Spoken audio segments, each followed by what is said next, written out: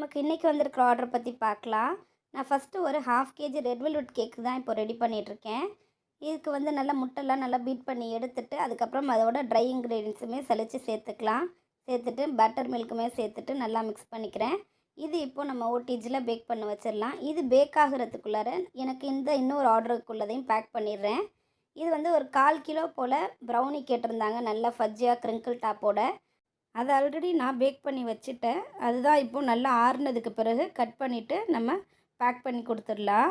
நல்லா க்ரிங்கிள் டாப்போட ஃபஜ்ஜியாக சூப்பராக இருக்குது பாருங்கள்.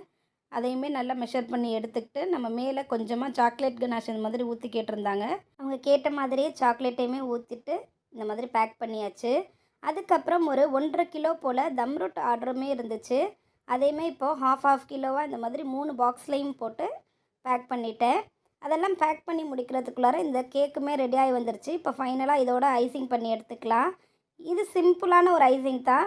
அவங்க கேட்டிருந்த மாதிரி ரொம்ப சிம்பிளாக அதுக்கப்புறம் நீட்டாக கேட்டிருந்தாங்க.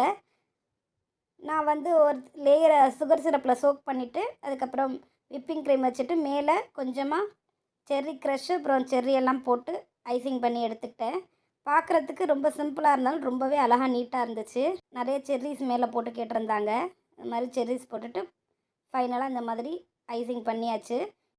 அதுக்கப்புறம் மேலே இந்த மாதிரி நியூட்ரல் கிளேஸில் ட்ரிப்பிங் மாதிரி வச்சு ஐசிங் பண்ணி முடிச்சிட்டேன்.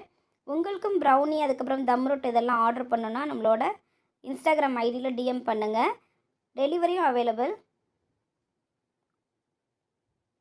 சின்னதாக இந்த மாதிரி ஃப்ளவர் போட்டு ஐசிங் பண்ணி முடிச்சிட்டேன்.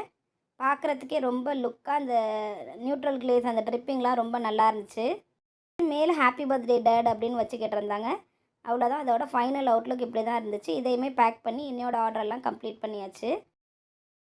தேங்க்ஸ் ஃபார் வாட்சிங்.